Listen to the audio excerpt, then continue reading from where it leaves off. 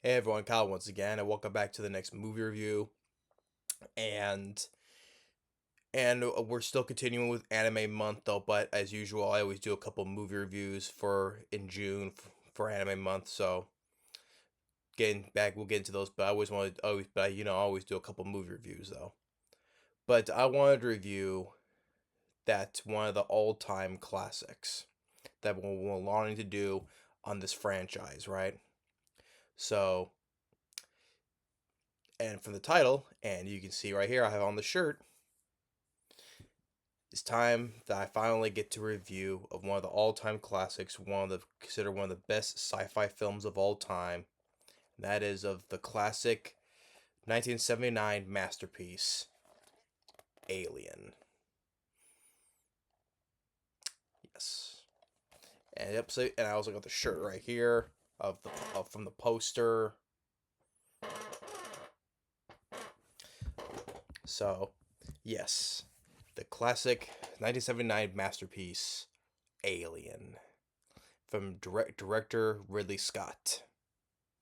And I also say this, so this is easily his best movie, my favorite film director Ridley Scott, and it's still and everything in this film still holds up today, from the cast, the effect, especially the effects, the music, everything. This is a film basically I have no problems with at all. If I have no problems with this film at all, damn say it's basically your perfect movie. And what can I say about Alien that hasn't been said already? Now, I have here is what is the director's cut, which it really isn't much. I mean, just like a couple of scenes that are a little bit extended for like a few more seconds. So, I mean, even Ridley Scott, he prefers the theatrical cut though. The only difference in the director's cut, I mean, we see more of Harry Dean Stanton's death go just a little bit longer, and we also have the scene that extended. We do see the scene, which I do like though, of Harry Dean Stanton and Tom Skerritt, slowly being turned into cocoons, which I like that. So that's basically one of the extended scenes we see more in the director's cut, though. It's basically it, though. So it's not so, but I've even really Scott. He still prefers the director's cut. I mean, he prefers the theatrical cut though. So, but like I said, what hasn't been said about Alien, which has not been said throughout the decades, right? So by 3 years, it's the next 3 years will be 2029. It'll be 50 years. 50 years. In the next 3 years, it'll be 50 years. And within 50 years, this is still a classic. It's still a sci-fi masterpiece, and loved by the sci-fi uh, fan community. So, became one of the most influential sci-fi movies of all time. I mean, everything about it is perfect. I love the look of the poster. I mean, from the classic tagline in one of the most classic taglines of all time, in space, no one can hear you scream. I mean, just so much about this film is so classic. That's the basic way I can describe this film for everything classic.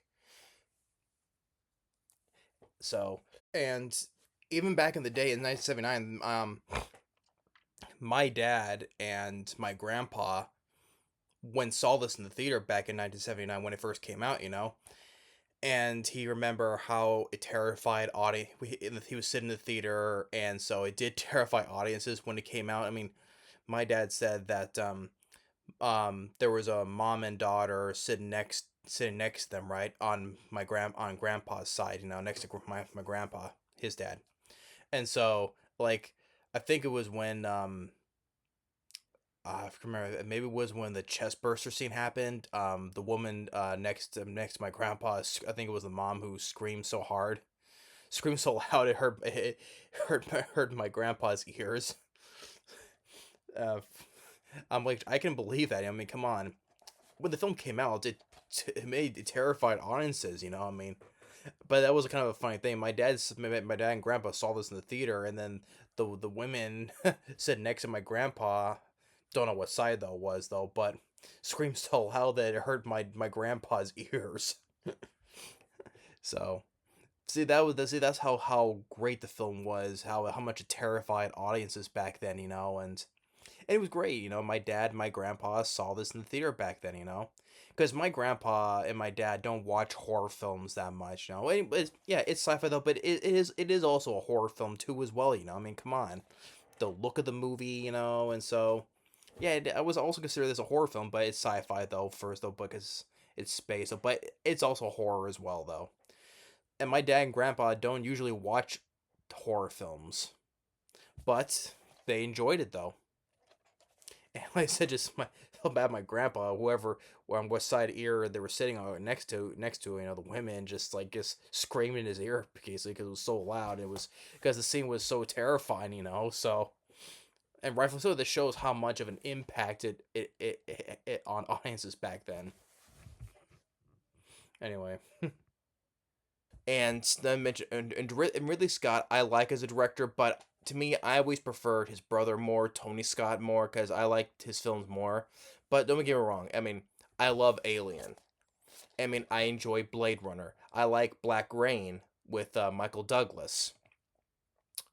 Um, I do like The Martian.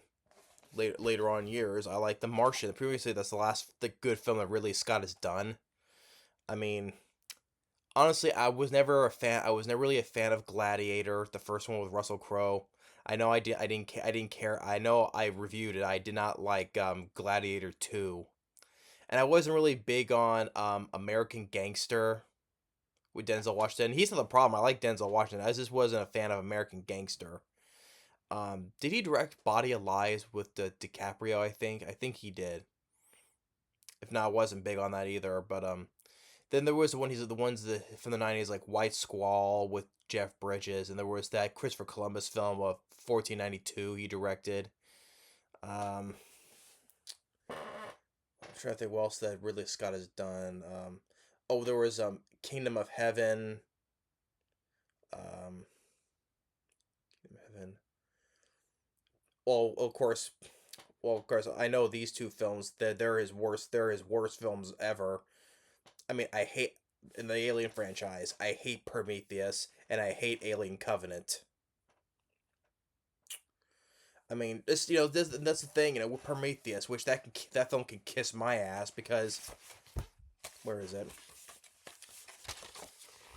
One of the great mysteries we did not need to know about the pilot. Okay, the engineer, the pilot.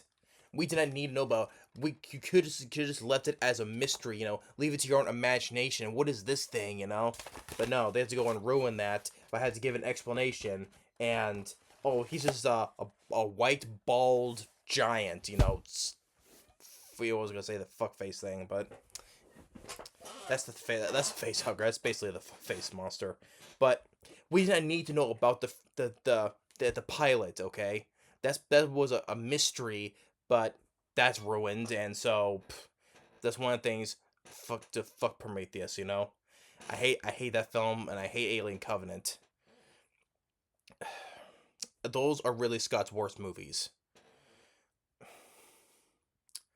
So, and then the other ones he directed, what was the Last Duel with Adam Driver and Ben Affleck and Matt Damon.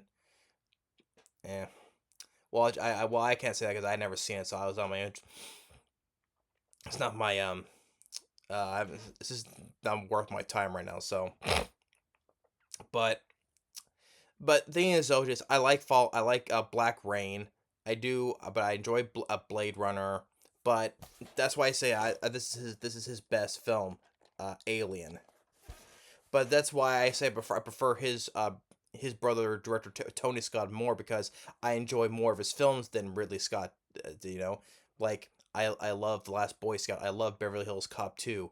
I enjoy Days of Thunder, Crimson Tide, uh, Unstoppable, Take It Pelham 123, the 2009 remake, and the other films that oh Man on Fire.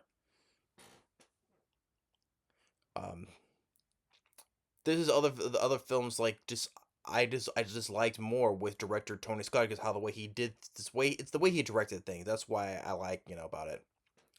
But game but Again with Ridley Scott though, this is his best film, which I love. He did an awesome job with this film. He did a fantastic, awesome job.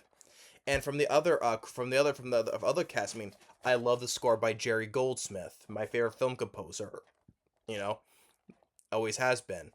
I know, and second would be John Williams because the classic themes for Jurassic Park and Jaws and E.T. and Indiana Jones, right? But I just liked how mine has always been Jerry Goldsmith because I think I love how the way he did his scores. And I know he had problems with the trying to do the score for Alien because I think he wasn't really satisfied with it and with the problems with and I think the other people were trying to insert pieces of music like some of his other previous ones. But regardless, though, the score is classic, especially when the opening title, which is great. When it shows like the title, slow each piece of the letters coming in, putting it together, and you have the Jerry Goldsmith's score playing. Woo, woo. That's a great way to show to show the title, how the way each piece of each letter is being put together, and then you got Jerry Goldsmith's score playing. So yeah, even though he had problems, he wasn't really fully satisfied with it. I still think he did a great job. Rest in peace to Jerry Goldsmith. Love the score to the film. And then we have our cast of characters, which I like the idea of like kind of like blue collar people in outer space. Like space truckers. I like that idea, and I like the things of these blue collar people. Great cast. I mean, you got Tom Skerritt playing Captain Dallas, of course. Sigourney Weaver as Ellen Ripley. You got of course Ash played by Ian Holm. Harry Dean Stanton as Brett, and then you got Yaphet Kotto. Rest in peace to him. As always want to get it right. Uh, yeah, so as Parker. Then you got Veronica Cartwright, which back when she was a kid, she was in Alfred Hitchcock's The Birds, or the TV show Lost in Space, the original Lost in Space TV show. Think that she was in it, yeah. And then as Lambert, and of course John Hurt as Kane. Rest in peace to John Hurt, who passed away like a few years or so ago, I guess. But yeah, John Hurt, rest in peace to him. Rest in peace to Ian Holm, John Hurt, Yaphet Kotto, and Harry Dean Stanton. Even yeah, Veronica Cartwright, she also passed away too as well. Sad though. So yeah, you get to give the great cast. I mean, just the and I love the effects. The model work of an astronomer, an astronomer. The not astronomer, Nostromo. The outside, good model work. Um, Everything done practically, not CG, because that's what makes practical great. It is real. It's physical. It's physically there. You can touch it. CGI that shit. It doesn't look as good. Okay. I don't know why that it's so hard to just get that through. Sometimes when you do things practical, it's there. It's real. You can't get more real than real, right? I mean, the effects not only for the model work, but then to the effects of like the egg and the face hugger, and then when it came to the xenomorph, which by H.R. Giger, which is great, and that's another thing. He also passed away, H.R. Giger, a long time ago, and so the effects of the xenomorph is awesome. It's this great, fantastic effects and stuff, and the face hugger, and then what's like the design look of the egg, and then when it came to the famous chest burster scene, which I guess from back then when the people first saw it in theaters in 1979, I guess people threw up. I guess when the chest burster scene happened, which I could probably imagine. I mean, but to me it would not happen because I'm not the type of person who already gets sick watching scenes like that. Never. Even when I was a kid, when I first saw it, I didn't get sick watching that. But still very awesome, yet a very effective. And the simple things can be very effective. You know, like from the titles, the showing the title screen is very effective, and so and what am I doing? Yeah, forgot. And um, but anyway, getting back, we can get back with the with our cast and just on the way back, and then they get a message and they go onto this planet, and that's when John Hurt and others they go down and they find the pilot, which again, first of all, great design, love the design of the xenomorph. You know, so right there, they find this, and I'm like, what is this thing? You know, wow, and which we not need to know about, you know, and whereas also right there too, I'm like, we did not need to know about this. You know, leave it as a mystery, but no, of course not. They had to go and mess that up with freaking Prometheus and just, this is this is the white albino bald headed motherfucker, you know.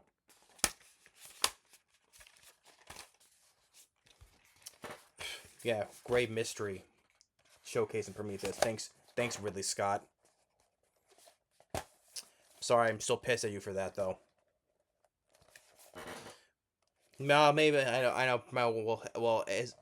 Well, you get to also blame on the writers too as well. And not it's not really solely on the director, but you have to get the writers, the story, and everything. So, but it's mostly on the director though most of the time.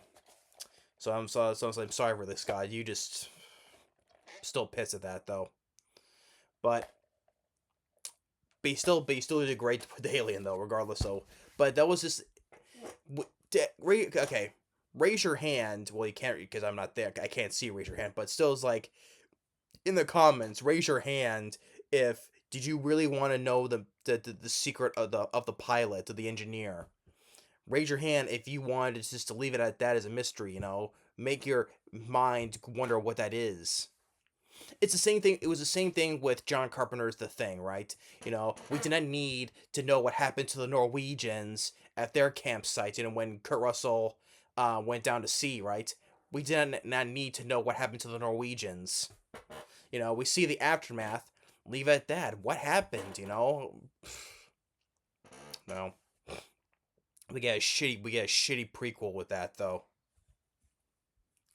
Anyway, but then that's when then when John Hurt goes to, finds the eggs, and yes, everybody would say why when the egg opened up, why did he lean in? Why did he lean in just to see what was in it? Okay, yes, that's everybody's probably said that before. I mean, when the film was great, people would really just literally just give leeway at that, you know, because the film was great though.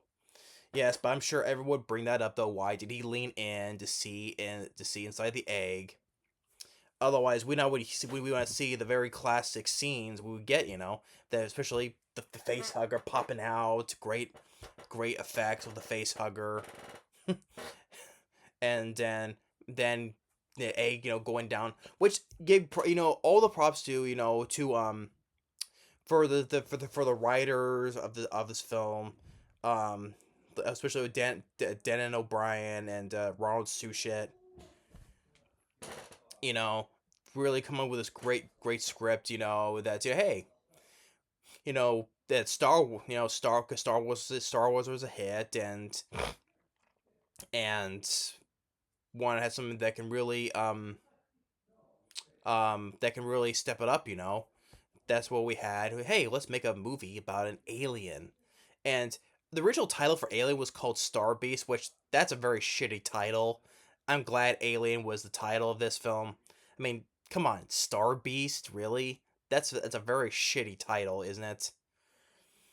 Yeah, Alien is far suited as a title. Come on.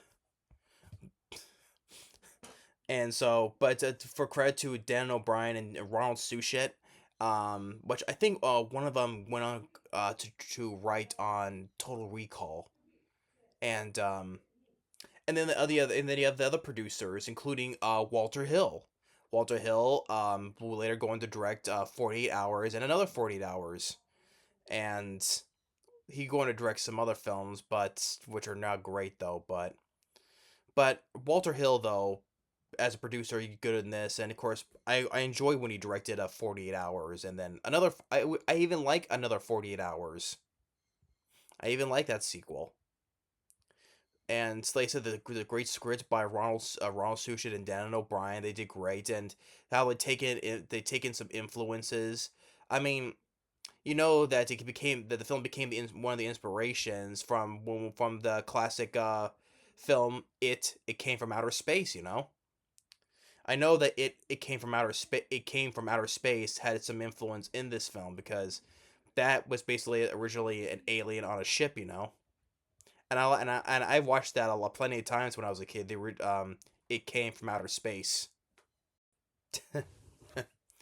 But I like the original. I grew up with I grew up with that film. I probably still have it on old VHS somewhere. So, but it came from outer space. So it definitely had be some influence on also what the on the original Alien too. So one of the inspirations, which is a good thing though. But but also Denon O'Brien, Ronald Suchet, um, also just like, hey, hey, let's just make a film that about an alien, and so and whatever the case though, it was it was a good decision, and so and but regardless, they all did a great job. Hands to all the writers, the cast, the even director Ridley Scott, and so and the effects team, H.R. Giger's effects, and um even with the other like production designers, the design of the whole entire of the Nostromo's ship, and even the design of the on the planet where the pilot is at, and just everything about just the atmosphere of the movie. That's what gave it the creepy vibes to the film, just the atmosphere look of the movie. And that's one things I do give one things with best things that the time 20th Century Fox did right with until, well, oh no, I'll get to that because that pisses me off still though. But and then afterwards, like I said, they bring John Hurt back, and then think he's okay. Then the famous chestburster scene comes out. Really effective, great effects of the chestburster coming out of John Hurt.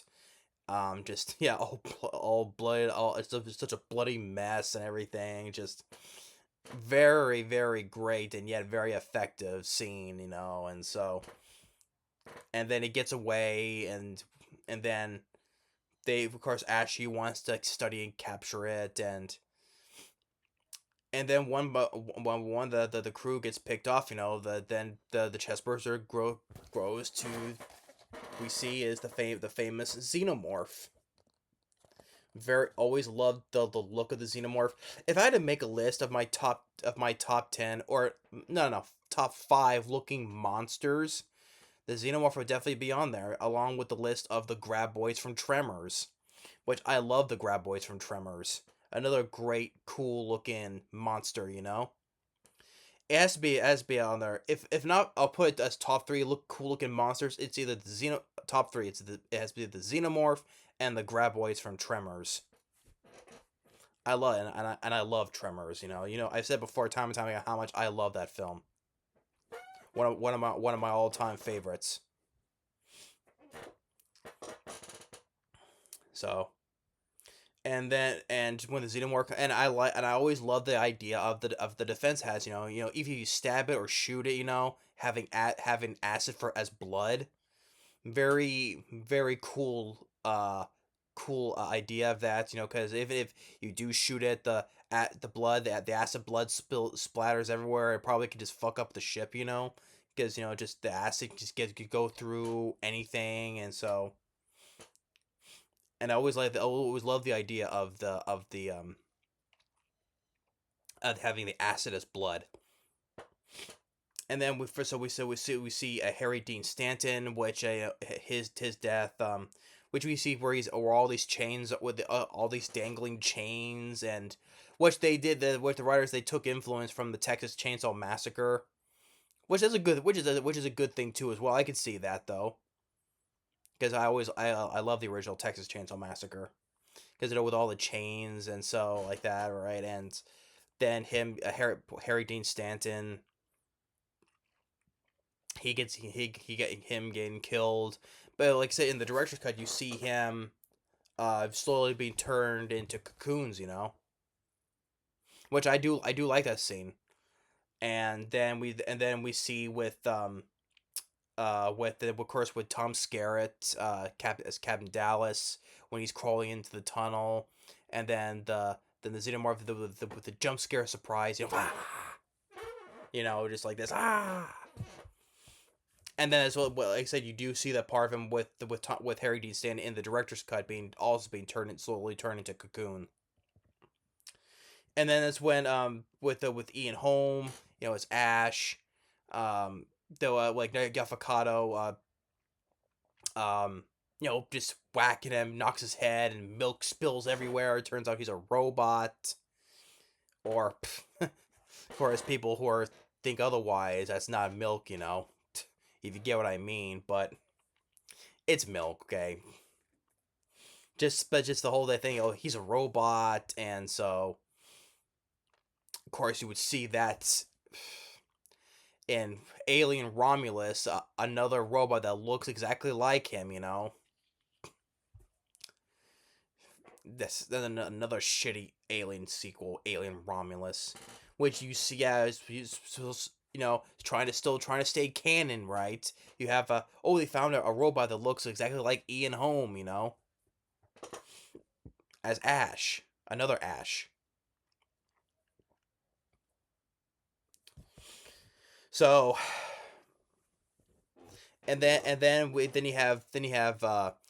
Sally, which it was sad for me because I like Yaphet Kotto, as Parker.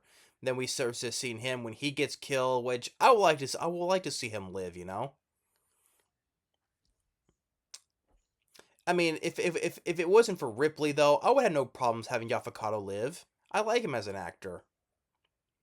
Because I would see him later in Freddy's Dead, The Final Nightmare, Stephen King's the original Stephen King's Running Man with Arnold Schwarzenegger, or back before Alien, he was a bad guy in one of the James Bond films, with Roger Moore, and so I liked Yaphet Kotto. It was sad to see him. It was sad to see him die because I would like to see him live. And then afterwards, then of course, shortly after that, Veronica Cartwright.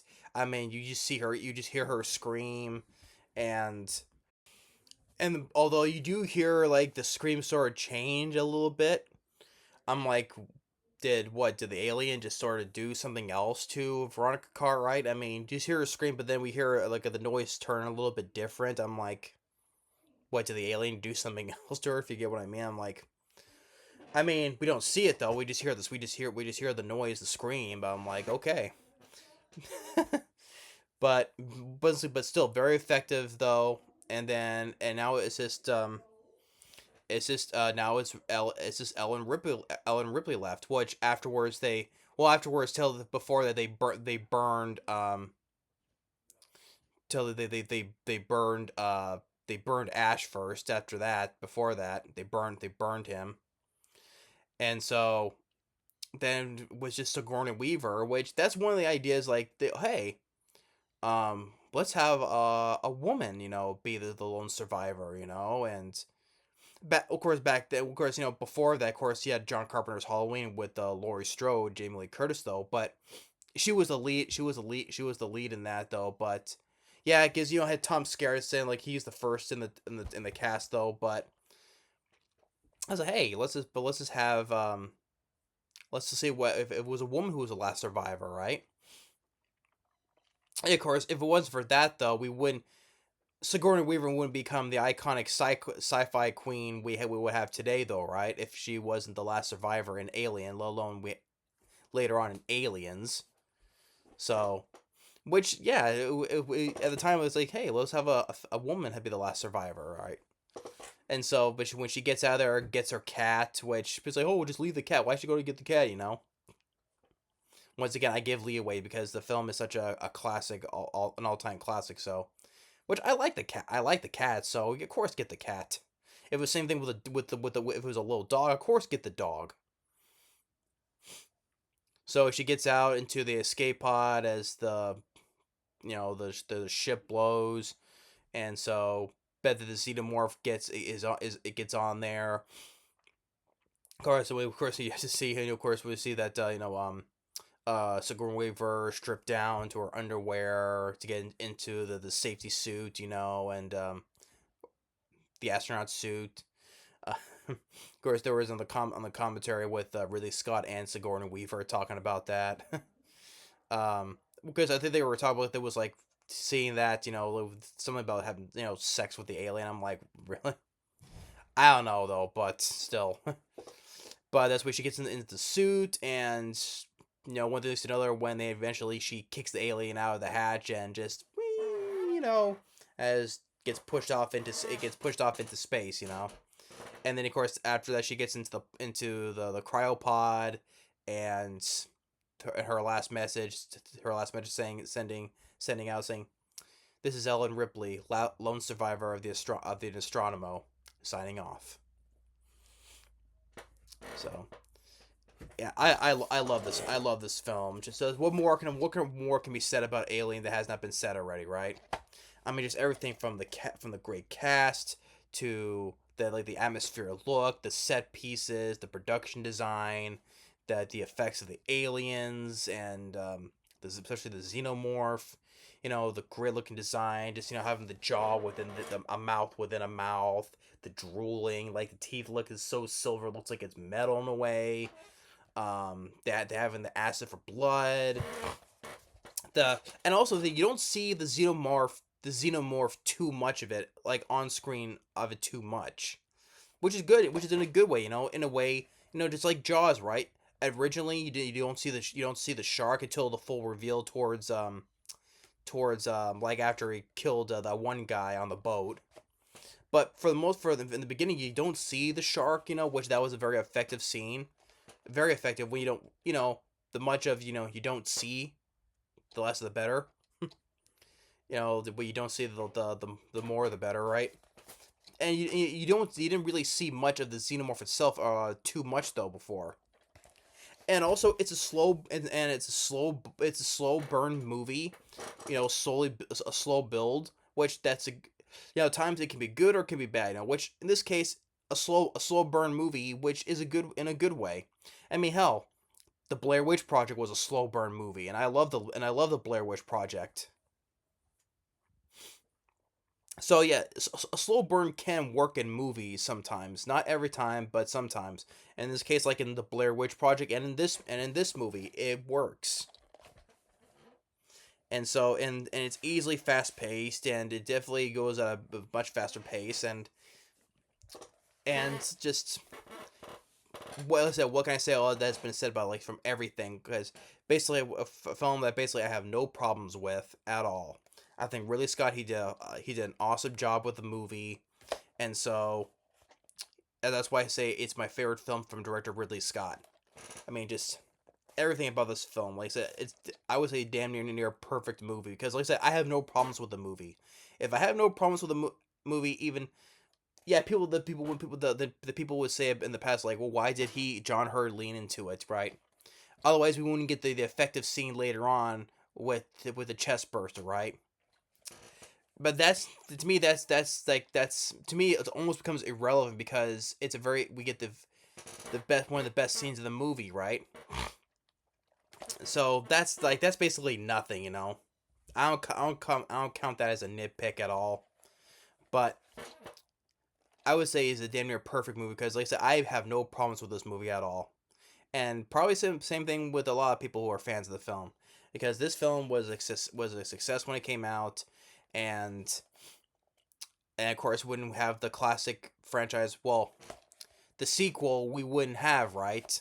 One of the greatest sequels of all time, let alone considered one of the best movies of all time, Aliens, which I love Aliens to death. I love that film to death. But the thing is, though, looking back on this film with Ellen Ripley, you know what? Even with her character in this film, and basically her future doesn't really matter, because she freaking dies. It dies in freaking Alien 3. Fuck Alien 3. That still pisses me off to no end. Killing off Newt and killing off Hicks. Fuck Alien 3. So basically, everything they do, even yeah, I know even in Alien, so but in the first Alien, it doesn't really matter for Ellen Ripley because her future means nothing afterwards because she still ends up dying in Alien 3. So Alien and Aliens, Ellen Ripley, I'm sorry, it doesn't really matter for you at the end because you end up dying in Alien 3. Killing off Newt, killing off Hicks was one of the biggest mistakes ever in movie history. Fuck Alien 3. I'll say that forever and ever. Fuck Alien 3. Even my dad hates Alien 3. Well, the main reason when my dad hates Alien 3 because they didn't have any weapons. No guns. That's that's what my dad says, he didn't like Alien 3 because they didn't have any guns. But there's more to it. He still doesn't like Alien 3 though, but pretty much everybody doesn't like Alien 3. And then Alien Resurrection that sucked, except for Ron Perlman. Bet he was the best part of the movie. But it's still Alien Resurrection can still suck it. And then afterwards, then came Ridley Scott's biggest mistake was exposing the mystery of the pilot in freaking Prometheus. That to me that was Ridley Scott's biggest mistake, and he still screwed up more with Alien Covenant. And then came Alien Romulus. That sucked. And I even saw bits of some episodes of the TV show of Alien Earth. The TV show that came out recently, and that sucked. You know, she just ended it with Aliens, and that was it. Aliens is this film and Aliens, which are only gonna be the two best films of the Alien franchise. The rest all suck. You know, stop. It's a franchise. It's been done now. Even with adding the TV show of Alien Earth, stop with it. Okay, it's another franchise. It's been done. Leave it. Okay, but no, they're never gonna leave it alone. Look, like all these other franchises that they've done. With freaking Predator, especially horror. Scream, Halloween. All these franchises, they just keep doing it and doing it over and over and over. And Texas Chainsaw Massacre and just they didn't. It's time when everything has to come. The saying, everything has to come to an end. Okay. No, they don't have to keep on going and going and going. Either it's a movie or they make it as a TV show. It's done, over with, done like dinner.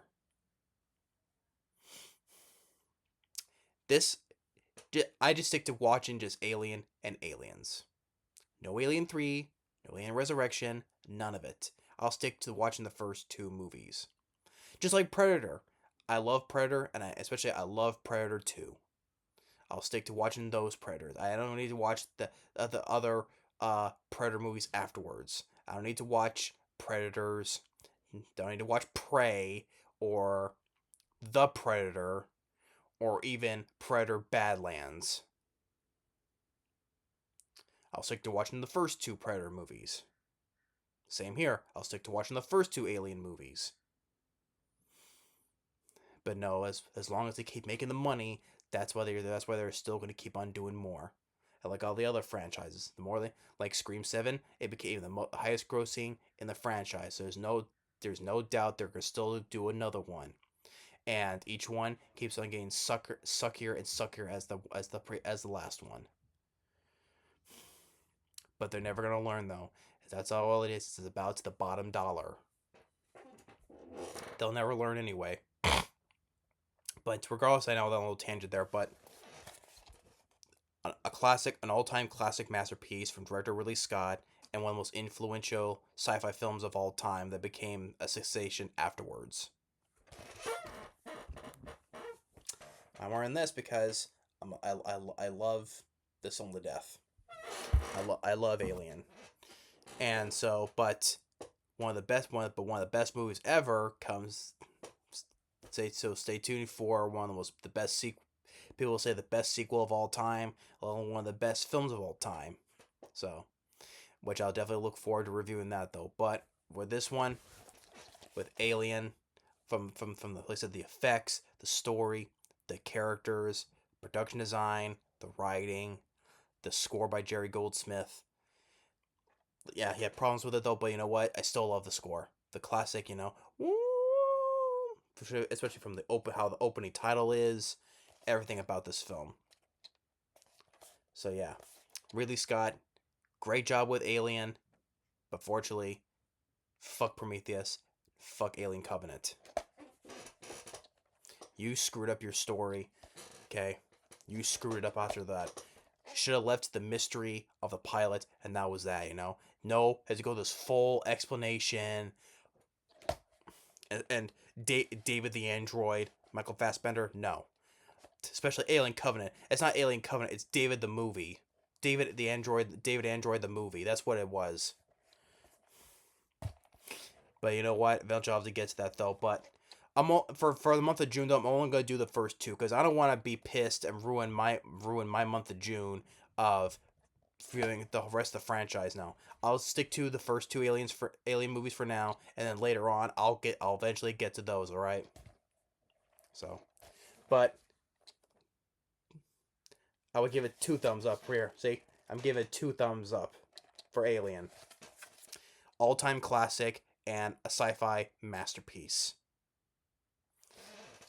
Thanks for watching. Stay tuned for more and stay tuned for my review of one of the best movies of all time, Aliens. And then after that, we'll continue on with Anime Month later.